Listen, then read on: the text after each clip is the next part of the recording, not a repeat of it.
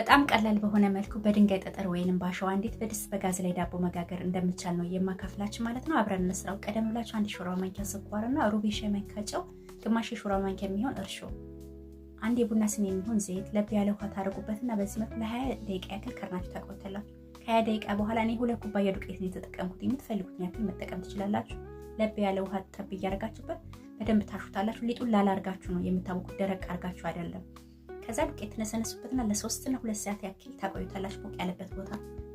እኔ ከ2 ሰዓት በኋላ በዚህ መልኩ ሆኖልኛል ማለት ነው። እንደምታዩት ቆንጆ ወቅቶልኛል። በዚህ ላይ በርካቴው እኔ ለ2 ከፍለዋለሁ። ነገር ግን መጀመሪያውንም ለየራስ ማብካት ይቻላል ማለት ነው። ይሄኛውን ካካው ነው የተጠቀምኩት። ከሁሉም ነፃ የሆነ ነው 1 ሾርባ ማንኪያ የሚሆን። ከዛ በኋላ ሁለቱንም ያው በዚህ ሆኖልኛል። ከዛ በኋላ መጠፍጠፍ ነው የሚጠበቅባችሁ። በማዳመጫ ብታዳምጡት የተሻለ ነው።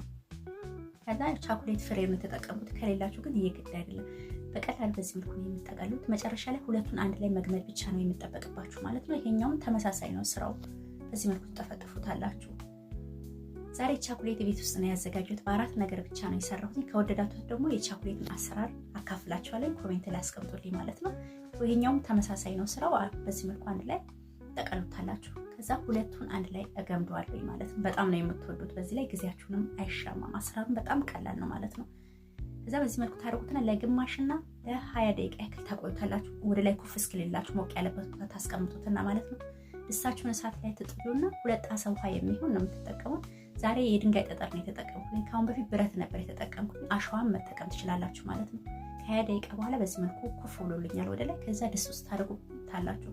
ነገር ግን በዚህ መልኩ ክፍተት መኖር ይጠበቅበታል። የድስቱ ክዳን እንፋሎቱ ወደ ድስቱ እንጂ ወደ ዳቦ መፍሰስ የለበትም። ያለበለዚያ ዳቦ ይበላሽባችኋል። እንደምታዩት በሚያምር መልኩ ሆኖልኛል ማለት ነው። በጣም ነው የምትወዱት። መብሰል ያለ መብሰሉ በቀላሉ በዚህ መልኩ ማየት ትችላላችሁ። ያው ትኩስ ነው፣ ስታወጡት ቀስላችሁ ነው የምታወጡት ማለት ነው። ስገለብጡት ግን ወዲያው ነው አይደለም። በጣም ጥጥና ቆንጆ ድፎ ዳቦ ነው ይሆነልኝ። ከ10 ደቂቃ በኋላ ነው የምትገለብጡት። ወዲያውኑ የምትገለብጡት ከሆነ ይጣበቅባችኋል። ትኩሱ አይገለበጥላችሁም። እንደምታዩት እንግዲህ ቆንጆ ሆኖልኛል ማለት ትኩሱን የቆረስኩኝ። ሲቀዘቅስ ደግሞ ጣዕሙ ሽታው ለየት። በዚህ ላይ በርካቴው እንደምታዩት ትልቅ ድፎ ዳቦ ነው ይሆነልኝ። 2 ኩባያ ዱቄት ነው ያቦካሁት። ስለዚህ ሁላችሁም በዚህ ቀለል ባለ መልኩ ቤታችሁ ውስጥ አዘጋጅታችሁ ተመገቡ። መልካም እድል።